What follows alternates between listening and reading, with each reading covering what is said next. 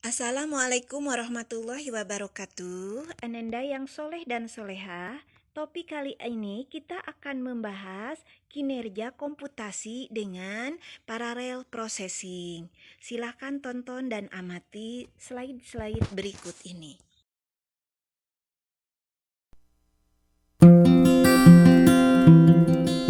Baiklah anak-anakku sayang, sebelum dilanjutkan, Ibu mau nanya, apa hubungan komputasi dengan parallel processing?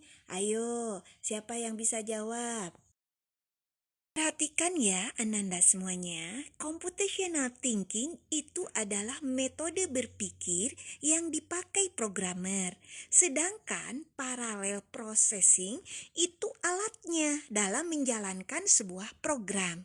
Jadi, komputer paralel adalah teknik untuk melakukan komputasi bersamaan dengan memanfaatkan beberapa komputer secara standalone. Gunakan parallel processing itu adalah untuk mempercepat proses penyelesaian dari sebuah masalah.